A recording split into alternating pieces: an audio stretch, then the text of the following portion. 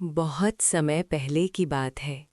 पहाड़ों और खेतों से घिरे एक छोटे से गांव सूरजपुर में हरिया नाम का एक गरीब किसान रहता था।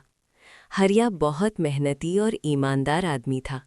उसके पास अपनी कोई ज़मीन नहीं थी।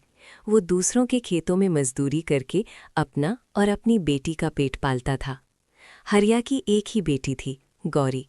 गौरी बहुत ही समझदार और तेज़ दिमाग वाली लड़की थी। हरिया ने बड़ी मुश्किलों से मेहनत करके उसे शहर में पढ़ने के लिए भेजा था। वो चाहता था कि उसकी बेटी पढ़ लिख कर एक अच्छी ज़िंदगी जी सके।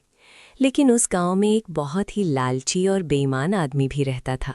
उसका नाम था साहूकार रघुवीर सिंह। रघुवीर सिंह गांव का सबसे अमीर आदमी था।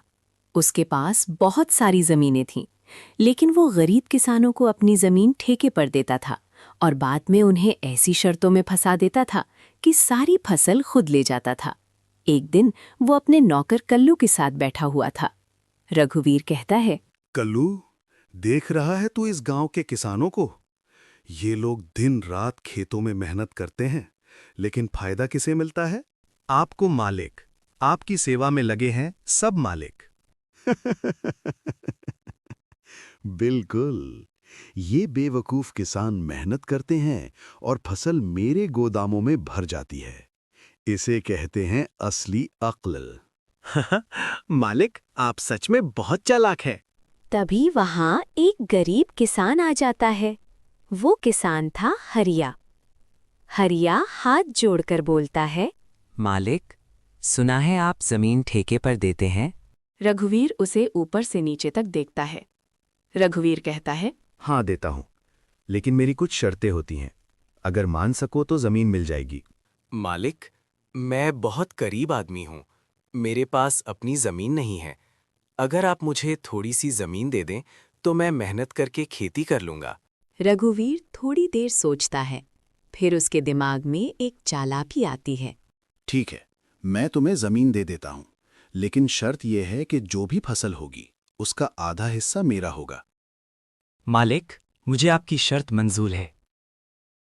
हरिया बहुत खुश होकर घर चला जाता है। अगले दिन से वो खेत में मेहनत करना शुरू कर देता है।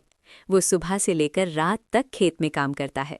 धूप हो, बारिश हो या ठंडी हवा, हरिया मेहनत करता रहता है। कुछ महीनों बाद खेत में मक्का की फसल तैयार हो जाती है। फसल बहुत अच्छी हुई थी। हरिया बहुत खुश था।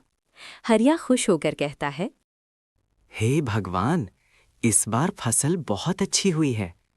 अगर आधी फसल भी मुझे मिल जाए तो मेरी बेटी की पढ़ाई का खर्च निकल जाएगा। लेकिन तभी वहां साहूकार रघुवीर पहुंच जाता है। रघुवीर कहता है, अरे हरिया, फसल तो बहुत अच्छी हुई है। जी मालिक, आपकी जमीन बहुत उपजाऊ है। रघुवीर मुस्कुराता है, लेकिन उसके मन में लालच आ जाता है।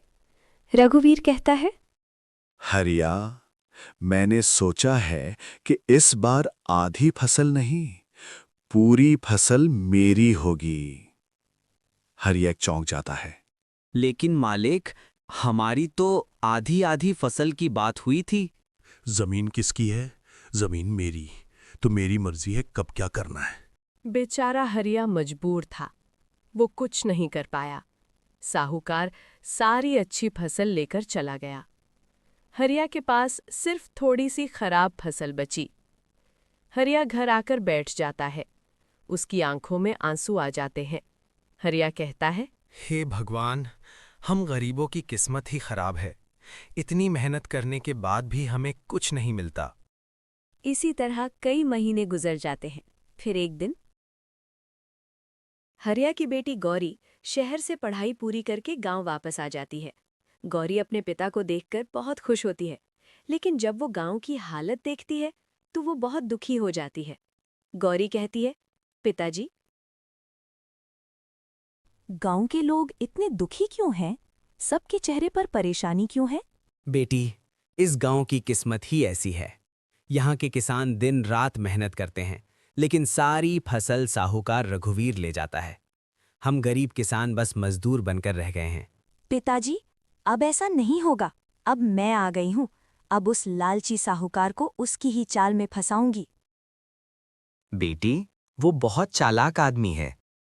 पिताजी, उसकी चालाकी अब ज्यादा दिन नहीं चलेगी।